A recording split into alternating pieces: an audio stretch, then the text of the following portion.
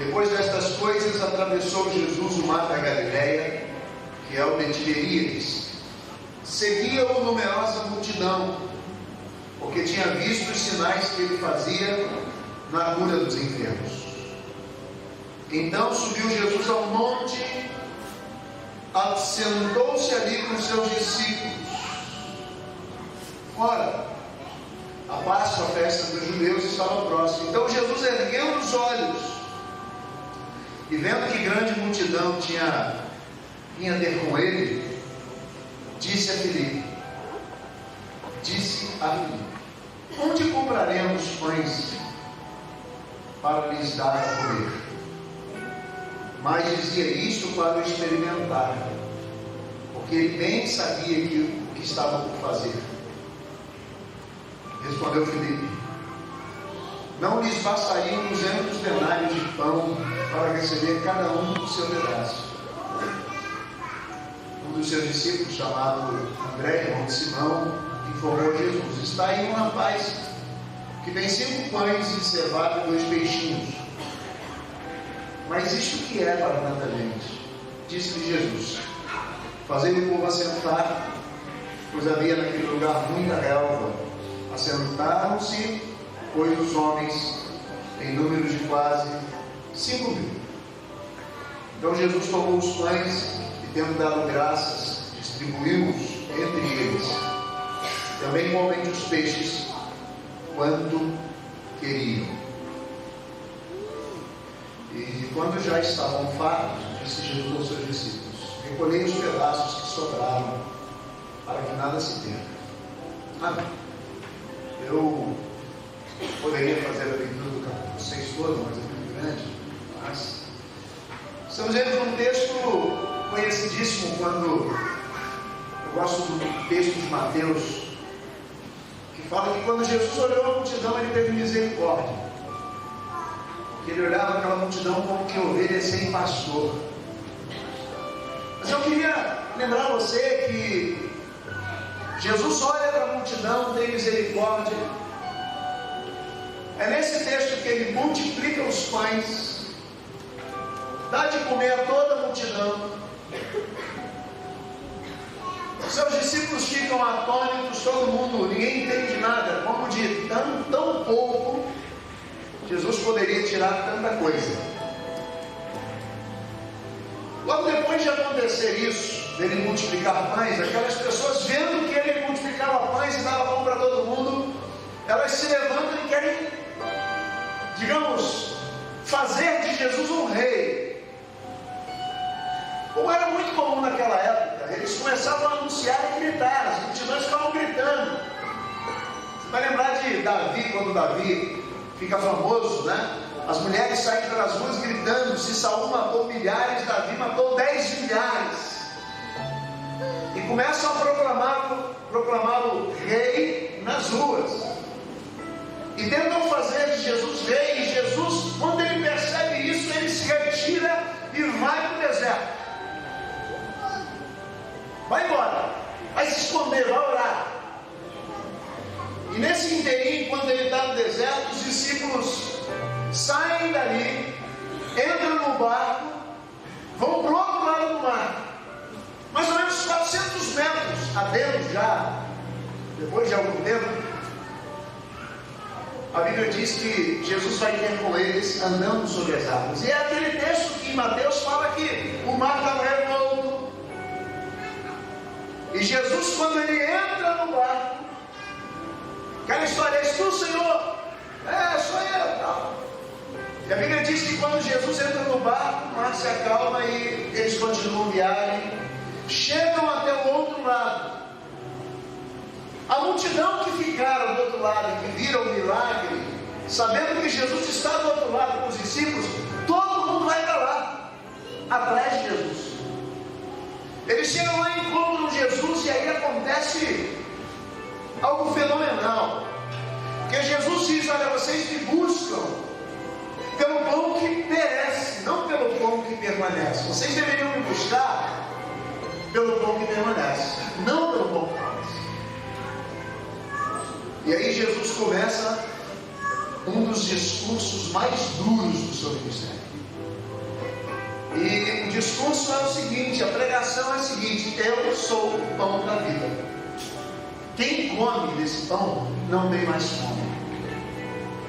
Mas o fato dele se declarar o pão da vida faz dele Deus. Porque ele diz: eu sou o pão que desceu do céu. Os judeus, ouvindo esse discurso, dizem: ele está maluco, porque ele está se fazendo Deus. E aí muitos começam a murmurar, os judeus saem, vão embora. Alguns dos discípulos de Jesus, seguidores de Jesus, também o abandonam e dizem: quem poderá ouvir esse discurso? Simplesmente, para você ter uma noção do como ou do que representa Jesus dizer que eu desci do céu, na cultura judaica, e quando ele diz que ele é filho de Deus, Jesus exatamente morre por isso. E isso era expor-se à possível violência dos judeus, né? Então os judeus saem, alguns discípulos saem, aí Jesus chama os 12 e diz assim: e vocês querem ir também? Pode ir. E aí Pedro toma a palavra e diz: para quem iremos nós? Só tu tens as palavras de vida eterna. E o capítulo termina com Jesus dizendo: olha, Pedro, foi o Espírito que te revelou. Mas eu quero dizer que nós temos 12 aqui que ficaram e decidiram não ir embora. Mas um dentre vocês é o diabo. Esse capítulo me ensina muita coisa. Eu queria rapidamente, hoje eu tenho pouco tempo de exigir ao pastor, por favor, segura a onda. E na verdade quem exigiu foi minha esposa. Então, aprenda o seguinte: você quer durar o casamento, obedeça a mulher. O casamento que o marido obedece a mulher termina rápido. Então, se você quer. Esse capítulo me ensina muito. Primeiro, Jesus multiplica pão.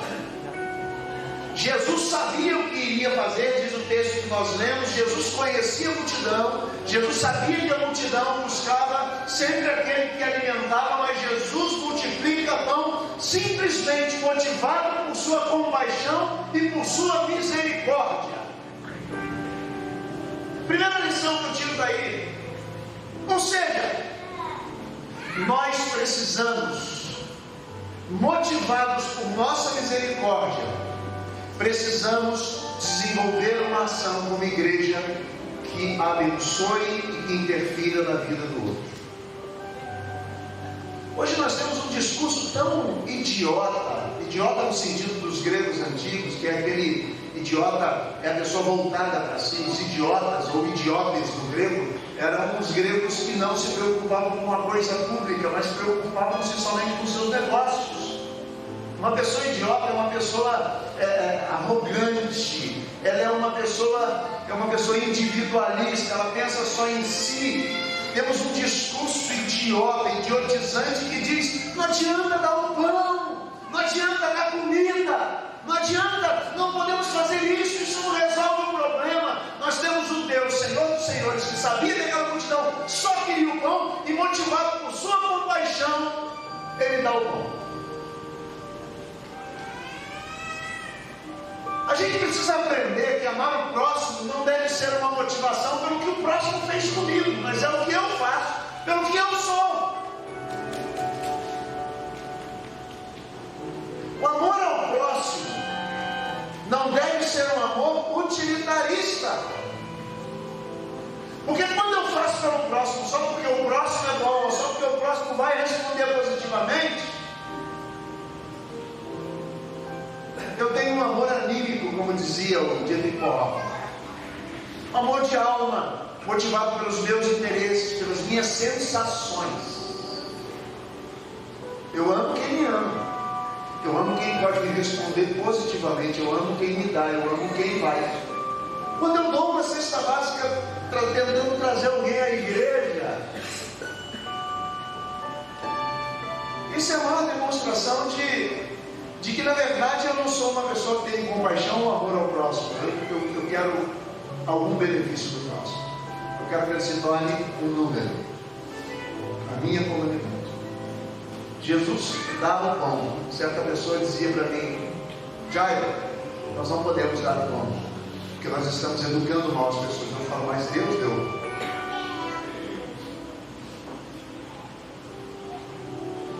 Ou nós nos desenvolvemos como igrejas compassivas, misericordiosas, e que, independente de quem quer que seja, sirvamos a essas pessoas motivadas pelo que somos, ou nada somos.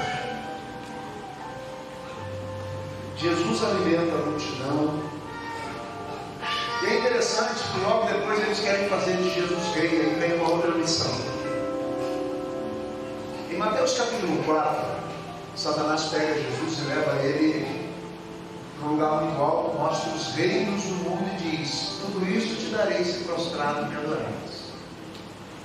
E ele responde de forma poderosa ao diabo e diz: olha, está escrito que somente a Deus se adora, e eu só adoro a Deus.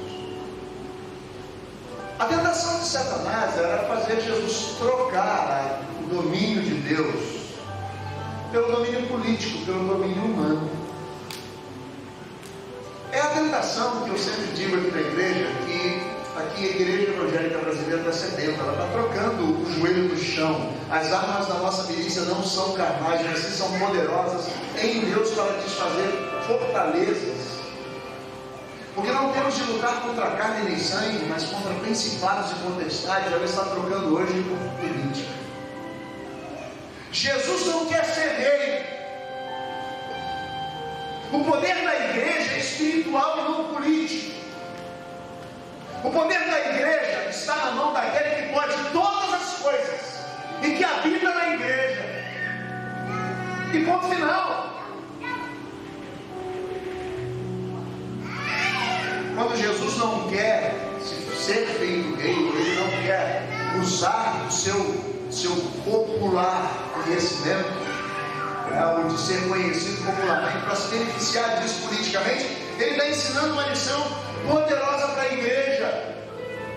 Quando as pessoas querem nos colocar num lugar de honra, e esse lugar pertence a Deus, a melhor coisa a se fazer é se retirar, é ir para o deserto, é sair do meio da multidão, porque é um exercício didático de dizer para as pessoas que eu não negocio com o poder humano. Jesus não quer ser feito rei. Parece que nós estamos cedendo a essa tentação. Aí Jesus se retira, os discípulos vão para o meio do mar e o mar fica revolto. Jesus vem por sobre as águas e Jesus entra no barco, o mar se acalma, e aí nós temos outra lição. E a lição é que quando nós escolhemos seguir a Jesus não pelo pão que perece, mas pelo pão que permanece, que foi o que os discípulos fizeram, ele fica do lado da gente mesmo nos momentos de maiores tribulações. Eu acho que Jesus falou assim: deixa eles irem, que eu vou dar outra lição para eles, porque são os 12, e são os 12 lá que estão com ele, e é para os 12 que ele diz: vão embora. Eles dizem: não vamos, nós entendemos sua mensagem, estamos colocando nossa cabeça à frente, nós podemos morrer, mas nós vamos te seguir. Joia. E aí Jesus acalma o mar, ele entra no barco e eles chegam até o outro lado. Quero dizer para você o seguinte: que quem serve a Deus pelo que Deus pode fazer, não serve a Deus, serve a si mesmo, porque serve aos seus desejos. Mas quem serve a Deus pelo que Deus é, ainda que isso custe, Deus mostra a glória para essa pessoa. Na Bíblia quem diz que nós devemos amar a Deus, aquele que me ama será amado do meu Pai, e eu também o amarei e me manifestarei a Ele. Você entende o que é isso? Não podemos ter igreja cheia de gente buscando algo de Deus. Precisamos ter pessoas que busquem a Deus. Deus é especialista em entrar na história da gente para prejudicar a vida da gente, para acabar com a vida da gente. Com todos os profetas, com todos os apóstolos, Jesus entrou na vida deles e acabou atrapalhando a vida dos caras. Eles estavam em paz, tranquilo. Paulo estava também seguindo a vida dele, romano, fariseu da tribo de Benjamim, um cara poderoso. Jesus um dia simplesmente apareceu para Paulo e mudou a vida dele. E a primeira palavra que Deus dá a Paulo é a seguinte: olha, você vai sofrer muito por causa do meu nome. Mas Paulo foi até o fim. Quando eles chegam do outro lado, não é tranquilo, de repente a multidão, olha, Jesus está lá do outro lado. A multidão vai toda atrás. E aí quando chega do outro lado, Jesus olhando a multidão que seguia, Jesus fala para a multidão: vocês me seguem não pelo pão que permanece, vocês me seguem porque eu multipliquei pães. Vocês são pessoas interessadas. Vocês querem o que eu posso fazer. Vocês querem os milagres que eu posso operar. Vocês vêm para uma campanha porque vocês, na verdade, são pessoas tão ruins, vocês só olhem para o umbigo de vocês. Vocês são idiotas. Vocês só olham para o umbigo de vocês. E eu quero dizer para vocês o seguinte: vocês têm que me buscar pelo pão que permanece. Vocês têm que me buscar porque eu sou o pão que desceu do céu.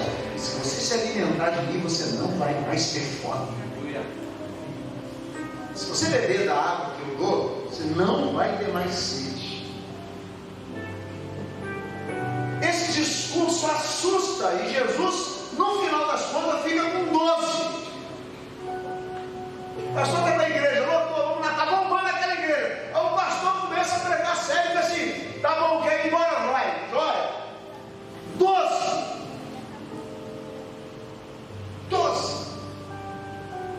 Porque um discurso que compromete uma vida em alimentar-se de alguém e ser comprometido, quando você come algo e aquilo faz parte de você. Você comer de Jesus tem um sentido de você fazer parte daquilo que Ele é. Os judeus entenderam bem a mensagem. E não, quero não. Vão querer matar a gente, rapaz. Vão perseguir a gente. Vou embora. Alguns seguidores deixaram. Jesus vira para os 12 e fala: vocês querem ir? Não. Só tu tens as palavras de vida eterna. O que Pedro entendeu, que o fato de Jesus ser o pão da vida, é exatamente o que ele está dizendo. As palavras que o Senhor tem é que alimentam a nossa alma. Eu vou ficar.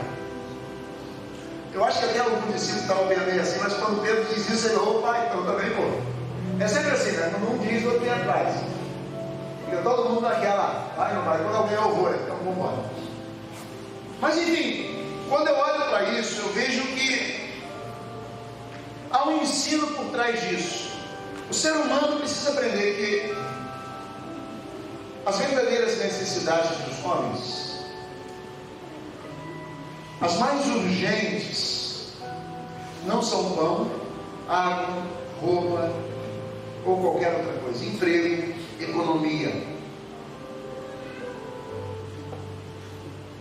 As verdadeiras necessidades dos homens são espirituais.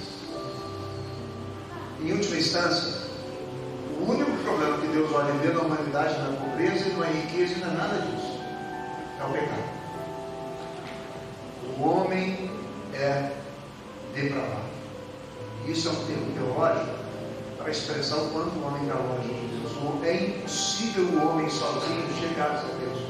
Por isso é o Espírito que nos convence do pecado, da justiça e do juízo. O homem está afastado da glória de Deus. E em Cristo o homem pode ser reconduzido à presença de Deus.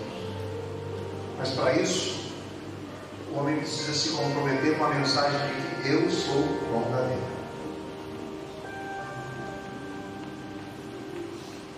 Quando Jesus termina de dizer isso, muitas pessoas vão embora. Talvez isso mostre para a gente que o verdadeiro Evangelho nunca é seguido por grandes multidões. O verdadeiro Evangelho é seguido por gente comprometida e que compromete a sua vida em prol da causa. O Evangelho, pregado com simplicidade e com verdade, faz a gente perder gente e não ganhar gente. Temo que estejamos pregando um evangelho muito fácil no Brasil. Um evangelho muito comprometido com o homem, com a vontade do homem, onde o homem é o centro e a coisa mais importante de todas as coisas. Quando na verdade o evangelho é confronto. Alguém disse, eu não lembro se foi C.S. Lewis, não lembro. Ele disse que, na verdade, se pregar o evangelho, que é o evangelho da cruz de Cristo, não nos dá nenhum tipo de benefício. Pelo contrário, pregar o evangelho da cruz faz com que a gente seja odiado. E foi o que Jesus disse para os seus discípulos: vocês serão odiados por causa do meu nome. Se alguém que ainda não entregou sua vida a Cristo, eu quero dizer para você o seguinte: Jesus não está prometendo para você vida boa. Vem para Jesus que vai dar tudo certo e tal. Ele está com você, ele pode acalmar a tempestade, mas os mesmos que estavam no barco, que viram o milagre daquela tempestade ser acalmada, são os mesmos que perderam suas vidas por causa do nome de Jesus. São os mesmos. Pedro, que diz: tu és o Cristo, foi crucificado de cabeça para baixo de acordo com a tradição. Simples. Alguns livros apócrifos narram Pedro dizendo: não sou digno de ser crucificado por meu mestre. E eles falam: então tá bom, vamos crucificar de cabeça para baixo. Para ser igual a Jesus. É interessantíssimo isso. O Evangelho, ele atrai pessoas, e a ideia é aquilo que está em João 4. Gente, aprenda! O Pai procura os verdadeiros adoradores, que o adoram em espírito e em verdade. E aí no final de tudo, termina o texto do capítulo 6, dizendo Jesus que mesmo entre os 12 que se comprometiam com a verdadeira mensagem do pão da vida, ainda tinham um traidor. Eu aprendo uma lição tremenda com isso. Eu aprendo que Jesus, depois de fazer tudo isso, dizer tudo isso, ainda está disposto a conviver com quem o trai. Você percebe que Jesus está na última ceia. Quem vai te trair, Senhor? Ele falou que mete a mão comigo no prato. É aquele que come comigo. É aquele que está do meu lado. Você lembra quando Jesus está no Getsemane e a multidão vai atrás dele, um pedaço de pau, tá? Deus vão lá, uns romanos no meio, provavelmente, mas a Bíblia diz que Judas chega perto dele, porque Jesus não se diferenciava, Jesus estava no escuro, Jesus com a roupa simples, ele beija o rosto de Jesus. E esse é o sinal, aquele que eu beijar na face. Jesus está disposto a conviver com o inimigo. Jesus está disposto a amar, mesmo sabendo que quem ele ama é um traidor. Eu acho que Deus precisa de uma igreja que seja assim. Se somos ou não, é um outro caso. Se seremos ou não, é uma decisão sua, é uma decisão minha. E o que Deus vai fazer com a gente, se nós formos, é com Deus. Talvez o que nos espere não seja dinheiro, pelo contrário. Talvez o que nos espere não seja saúde, pelo contrário. Talvez o que nos espere não seja uma economia no Brasil boa. Talvez pelo contrário. Mas eu quero dizer para você o seguinte: que o que Deus tem para fazer é o melhor. E quando Ele faz, quando Ele se revela para os seus, e quando Ele atua poderosamente na vida daqueles que são comprometidos com a verdade simples e pura do Evangelho, quero dizer para você o seguinte: que nenhuma perda terá um significado para você, porque quem tem Cristo tem tudo. Deus nos abençoe.